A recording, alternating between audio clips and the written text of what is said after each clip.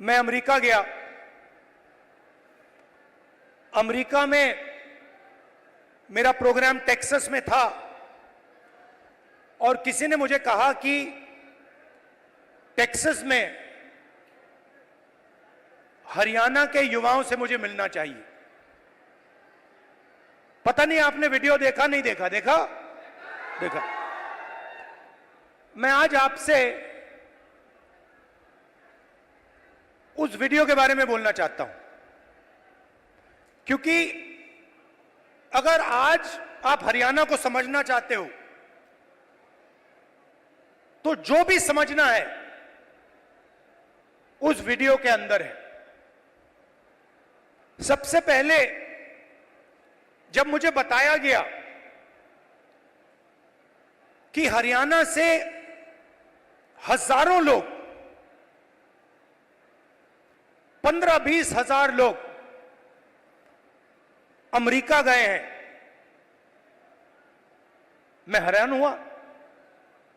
हरियाणा से इतने लोग अमेरिका क्यों जा रहे हैं, ये मेरे दिमाग में सवाल उठा। और फिर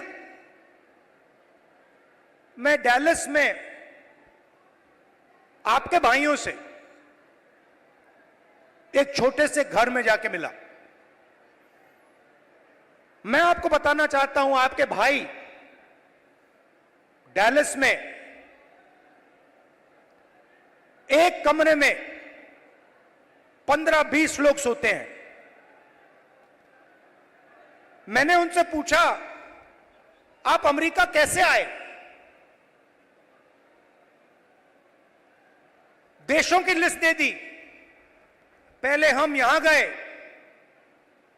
टर्की गए, कजाकिस्तान गए, कजाकिस्तान से साउथ अमेरिका गए, साउथ अमेरिका से एक के बाद एक, एक के बाद एक, एक के बाद एक हम दूसरे देशों से निकले और फिर हम पनामा के जंगलों से निकलकर अमेरिका में जाए। अमेरिका में हमें रोका गया, पकड़ा गया और अब हम अमेरिका में हैं। रास्ते की कहानी बताई। राहुल जी, रास्ते पे माफिया के लोगों ने एक बार नहीं अनेक बार हम सबको लूटा। हम समुद्र में से निकले, जंगलों में से निकले, पहाड़ों में से निकले। हमारे भाइयों को मरते हुए हमने देखा है, जंगल में मरते हुए देखा है, गिरकर मरते हुए देखा है, अपनी आंखों से देखा है। फिर मैंने सवाल पूछा, मैंने कहा कि भैया ये जो आपने सफर किया है, आप अमीर लोग तो नहीं हो। इस सफर के लिए, प्लेन टिकट के लिए, नाव के लिए, गाड़ी के लिए आपने कितना पैसा दिया? अमेरिका में घुसने के लिए आपने कितना पैसा दिया? राहुल जी, कम से कम 35 लाख रुपए अमेरिका में जाने के लगते हैं। फिर मैंने सवाल पूछा, भाई एक बात बताओ, आप 35 लाख रुपए ब्याज लिए हो या आपने अपना खेत बेचा? आधों ने कहा कि भैया हमने अपना खेत बेचा, दूसरों ने कहा हम ब्याज लिए। मैंने कहा किस रेट पे ब्याज लियो? कहते हैं 2% प्रति महीना। फिर मैंने पूछा, भैया एक बात समझाओ, आपने 30 लाख, 35 लाख, 50 लाख कर्जा लिया है, आप अमेरिका जा रहे हो,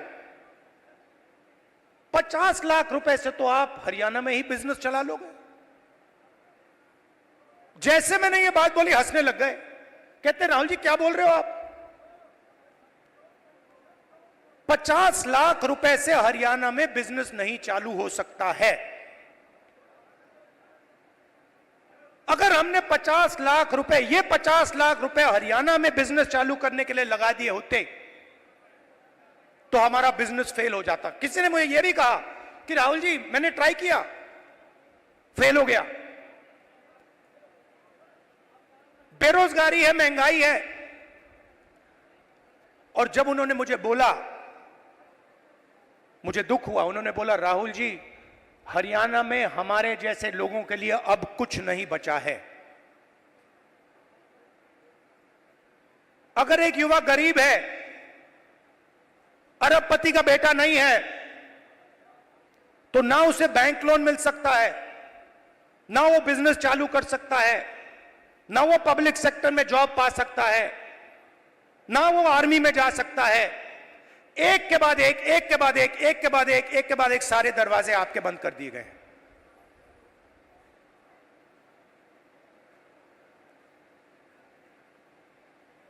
मैं जब उस घर से निकला, मैं सोच रहा था कि अगर इनकी ये हालत है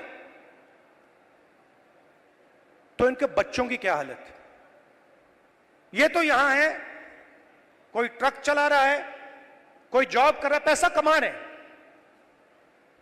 मेरे माइंड में आया कि इनके बच्चे क्या कर रहे हैं, इनकी फैमिली क्या कर रही है। कमरे में मैंने बात उठाई थी, मैंने कहा कि आप फैमिली से मिलते हो? नहीं राहुल जी, हम 10 साल के लिए अपने बच्चों से नहीं मिल पाएंगे, अपने परिवार से नहीं मिल पाएंगे, हमारे माता पिता मर जाएंगे मगर हम वापस नहीं जा पाएंगे। और फिर एक व्यक्ति ने मुझे कहा राहुल जी एक काम कीजिए, जब आप वापस हिंदुस्तान जाएंगे तो आप 5 मिनट के लिए हमारे परिवारों से मिल लीजिए और उनको कह दीजिए कि हम ठीक हैं, हम सलामत हैं। मैंने उनसे कहा कि भाई बताओ, आपके पास तो मोबाइल फोन तो होगा, वीडियो कॉल करते होगे, तो उनको तो मालूम होगा। वो मुझे कहते हैं नहीं राहुल जी, वो मानते नहीं है। हम वीडियो फोन पे कॉल करते हैं और हमारे बच्चे मानते नहीं है कि हम ठीक हैं। अजीब सी बात है। फिर मैं करनाल गया सुबह 4 बजे, कि मैं चाहता था कि मीडिया वाले ना पकड़ लें मुझे, तंग करते हैं। मैंने इनको मित्रों कहा, मतलब ये हैं अदानी के मित्र, अंबानी के मित्र। तो मैं गया 4 बजे सुबह, वहां बैठ गए, बातचीत शुरू। एक मेंबर परिवार का यूएस में वीडियो कॉल चल रहा है, 6-7 लोग उस साइड डैलस में बैठे हैं, 20-25 लोग परिवार यहां बैठे हैं। मैं सोच रहा हूं ये हो क्या रहा है। और फिर छोटा सा बच्चा दौड़ता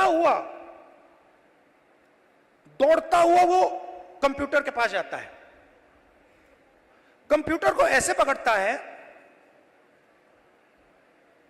और इतनी जोरों से चीखता है कि मैंने मतलब शायद अपनी लाइफ में ये चीख नहीं सुनी। कांपता हुआ चीखता है, पापा पापा पापा वापस आओ। और पिता कुछ नहीं कह पाता है।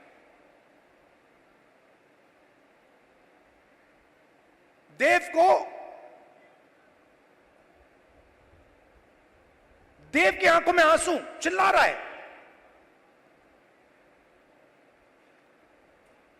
और पिता हजारों किलोमीटर दूर मुस्कुराने की कोशिश कर रहा है, नहीं मैं ठीक हूं। किसी ने कहा बच्चा इमोशनल हो गया। मैंने माइंड में सोचा कि इमोशनल हो गया, इसके हर रोज सीने में छुरे लग रहे हैं। इमोशनल शब्द का क्या मतलब है? वो अपने पिता को 10 साल के लिए नहीं देखेगा, छू नहीं पाएगा, गले नहीं लग पाएगा। क्यों? क्योंकि हरियाणा की सरकार ने हरियाणा को नष्ट कर दिया है, खत्म कर दिया है। वो देव की चीखें नहीं थी, वो हरियाणा के हर युवा के चीखें हैं।